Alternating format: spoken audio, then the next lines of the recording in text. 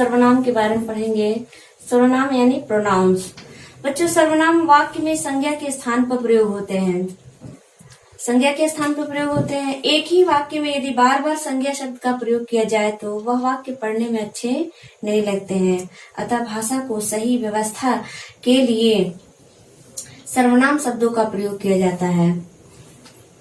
जैसे मान लीजिए, राजू सुबह जल्दी उठता है, राजू सुबह हर रोज घूमने जाता है, राजू प्रतिदिन नहाता है, राजू की एक बहन है, राजू के बहुत सारे दोस्त हैं, राजू का एक दोस्त है, दोस्त भी राजू के साथ ही पढ़ता है।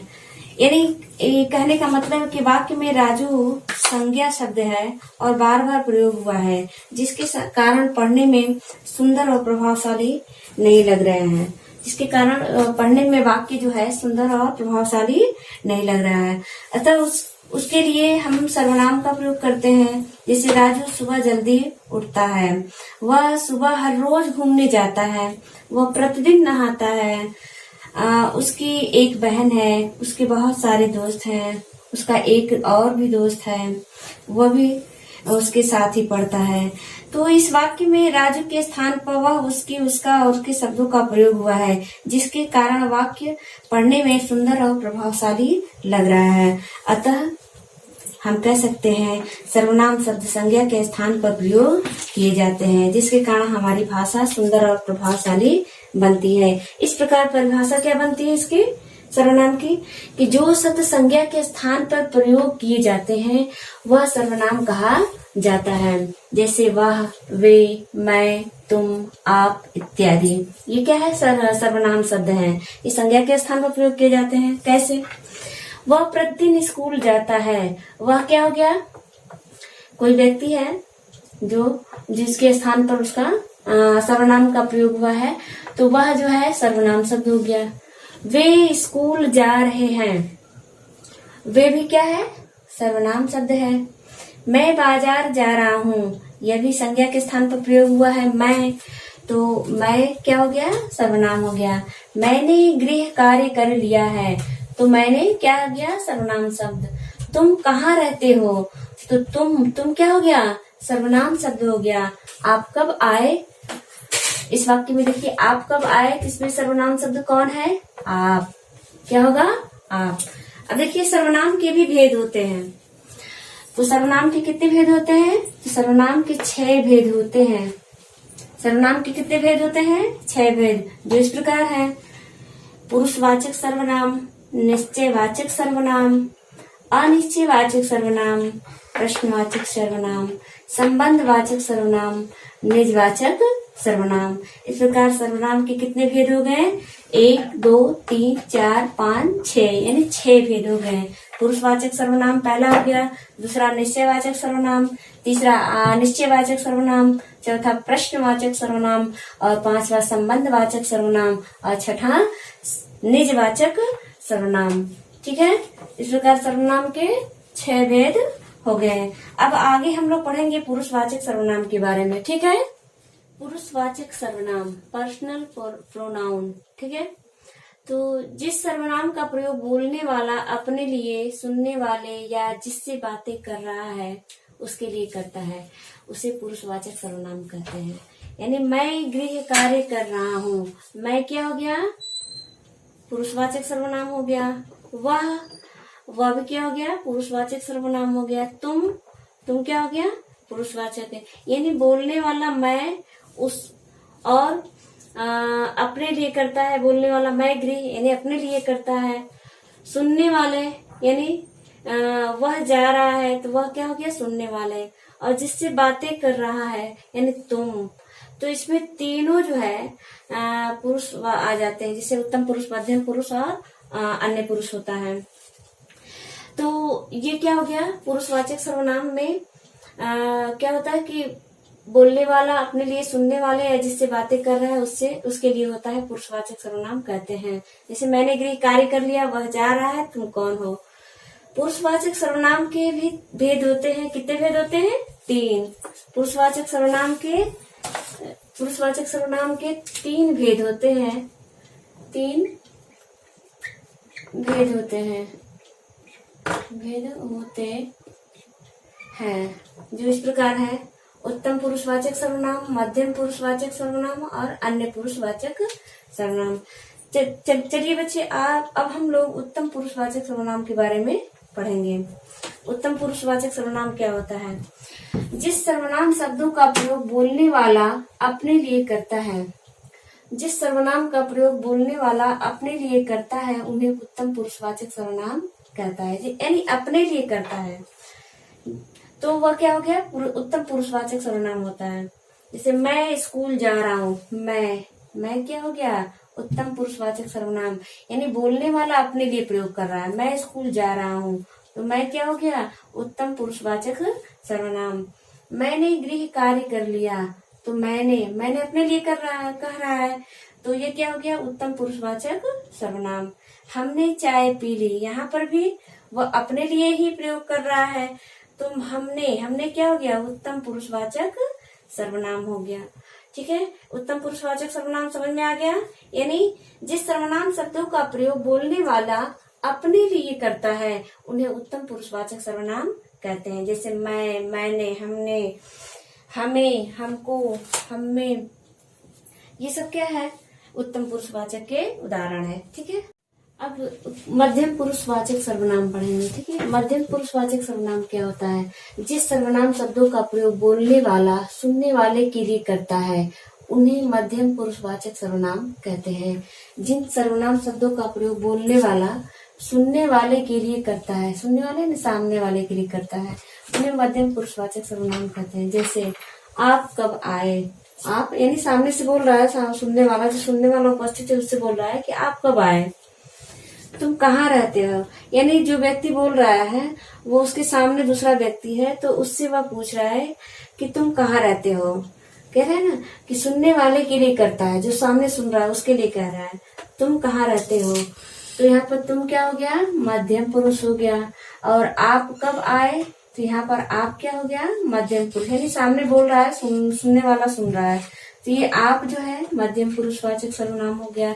यहाँ पर तुम कहाँ रहते हो, तुम भी मध्यम पुरुषवाचक सर्वनाम हो गया। तुमने चाय नहीं पी, सामने से बोल रहा है, सामने वाला सुन रहा है तो यहाँ पर तुमने जो है क्या हो गया? मध्यम पुरुषवाचक सर्वनाम हो गया। ठीक है, आ रहा है बच्चे समझ में? मध्यम पुरुषवाचक सर्वनाम का मतलब क्या होता है कि जो बोलने वाला होता है सामने वाले से बोलता है कि आप कब आए, तो जब आप आ गया तो क्या हो गया? मध्यम पुरुषवाचक सर्वनाम हो गया। तुम यानी तुम सामने वाला सुन रहा है तो तुम भी क्या हो गया? मध्यम पुरुष सर्वनाम। तुमने चाय पी ली यानी तुमने। तो इस प्रकार जो है जैसे तू, तुम, तुमने, तुम्हें, आप, आपने, ये सब क्या है? मध्यम पुरुष के ही शब्द हैं। आपके लिए, आप पर, आपका, आपके लिए, तुझे, तुझ पर, या तेरा, ये सब क्या है? मध्यम पुरुषवाचक के ही शब्द हैं। जब ये शब्द आपको दिखाई दे वाक्य में तो आपको समझ में आ जाना चाहिए कि ये मध्यम पुरुषवाचक सर्वनाम के शब्द हैं। ठीक है बच्चों, समझ में आया? चलिए आगे पढ़ते हैं। अन्य पुरुषवाचक सर्वनाम। अन्य पुरुषवाचक सर्वनाम क्या होता है इसके बारे में पढ़ेंगे। जिस सर्वनाम शब्दों का प्रयोग बोलने वाला अपने सामने उपस्थित सुनने वाले से भिन्न किसी अन्य के विषय में बात करता है, उन्हें अन्य पुरुषवाचक सर्वनाम कहते हैं। मान लीजिए सामने वाला मैं जब बोल रही हूँ सुनने वाले से, तो सुनने वाले से किसी अन्य पुरुष के बारे में बातें कर रहा है। अन्य पुरुष यानी सामने वाला सुन रहा है और सामने वाले से बोल रहा है लेकिन किसी अन्य के बारे में बोल रहा है, तो वहां पर अन्य पुरुषवाचक हो जाता है। जैसे यह क्या है, तो यह क्या हो गया? यह उत्तम अन्य पुरुष के उदाहरण है। वे जा रहे हैं, वे यानी सामने वाला सुन रहा है लेकिन तीसरे व्यक्ति के बारे में बोल रहा है, तो वह क्या हो गया? अन्य पुरुषवाचक सर्वनाम। इसके लिए इसके और भी कारकीय रूप है, जैसे इसे, इसके लिए, इस पर, इसकी, वह, उसे, उसके लिए, उस पर या उसकी, वे, उनसे, उनके लिए या उन पर, ये सब क्या है? अन्य पुरुष के उदाहरण है। अन्य पुरुष का मतलब क्या होता है कि जो बोलता है वह क्या हो गया? वह उत्तम पुरुष हो गया, और जिससे बोलता है वह मध्यम पुरुष हो रहा है, और जिसके बारे में बात कर रहा है वह अन्य पुरुष होता है। तो अन्य पुरुष में जिसके बारे में बात कर रहा है तो वह अन्य पुरुष के शब्द होते हैं। ठीक है, इतना समझ में आया आपको? है। चलिए आगे देखते हैं। ठीक है, निश्चयवाचक सर्वनाम। निश्चयवाचक सर्वनाम क्या होता है? जिस सर्वनाम शब्द से दूर या पास की वस्तु या व्यक्ति का निश्चय पूर्वक बोध होता है। जिस सर्वनाम शब्द से दूर या पास की वस्तुओं या व्यक्तियों का निश्चय पूर्वक बोध होता है उसे निश्चयवाचक सर्वनाम कहते हैं। जैसे यह मेरा थैला है, तो यहाँ पर यह जो है, यह क्या है? निश्चय कर रहा है थैले के बारे में। यह मेरा थैला है, तो यह यहाँ पर निश्चयवाचक सर्वनाम हो गया। वे मेरे पिताजी हैं, तो वे भी क्या है? वे निश्चयवाचक सर्वनाम है, क्योंकि मेरे पिताजी यह निश्चित कर रहा है कि वे मेरे पिताजी हैं।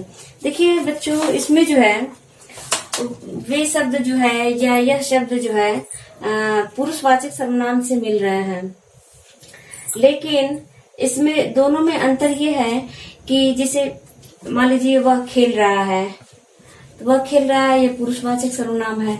लेकिन वह राहुल है या वह मोहन है, तो यहाँ पर वह राहुल है, वह क्या करा रहा है? बोध करा रहा है मोहन के बारे में, तो वहां पर निश्चयवाचक सर्वनाम है। जैसे यह मेरा थैला है, तो थैला किसका है? मेरा।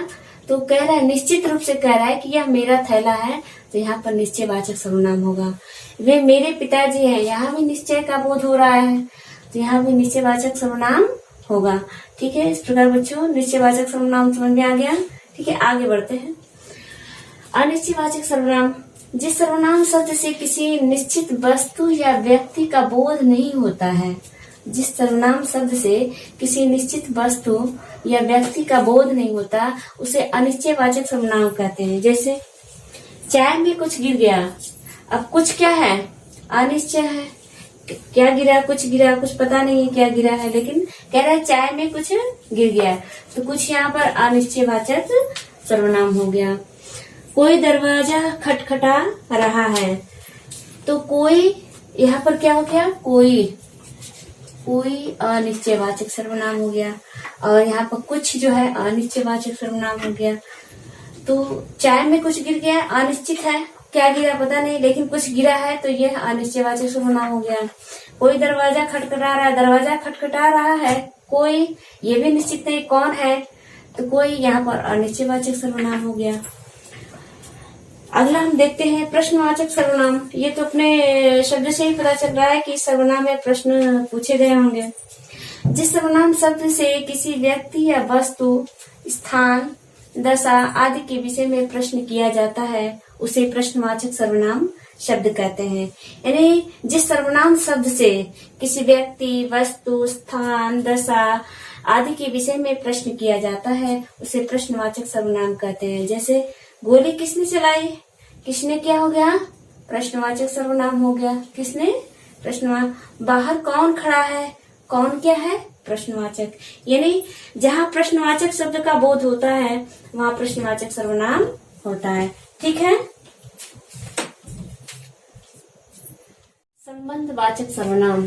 जो सर्वनाम शब्द परस्पर संबंध बतलाते हैं उन्हें संबंधवाचक सर्वनाम कहते हैं। यानी संबंध, परस्पर एक दूसरे का संबंध बताते हैं।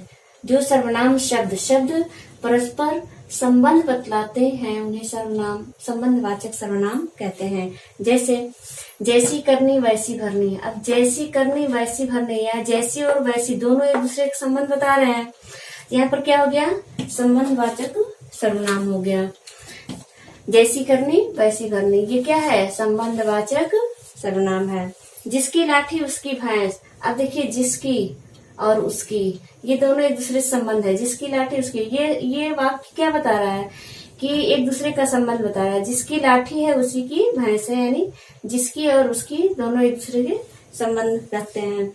तो संबंधवाचक सर्वनाम में क्या होता है? जैसी करनी वैसी, जो जैसा करता है वैसा भरता है, यानी जैसी वैसी, जिसकी उसकी, ये सब क्या है?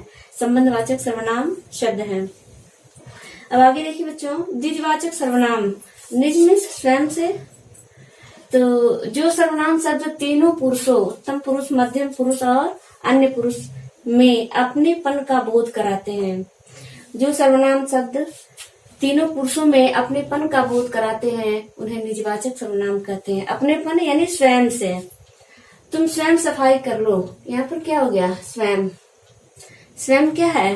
निज, अपने बारे में कह रहा है कि तुम स्वयं सफाई, यानी उसको स्वयं के लिए कह रहा है, तो यहाँ पर निजवाचक सर्वनाम। स्वयं क्या हो गया? निजवाचक सर्वनाम हो गया। तुम क्या है? तो तुम जो है आपका जो है मध्यम पुरुष का है। मध्यम पुरुष यानी क्या है? जो सर्वनाम शब्द तीनों पुरुषों, जैसे उत्तम पुरुष, मध्यम पुरुष, अन्य पुरुष, तो तुम क्या हो गया? ये मध्यम पुरुष है, तो इसमें स्वयं सफाई यानी स्वयं यहाँ पर निजवाचक सर्वनाम हो गया।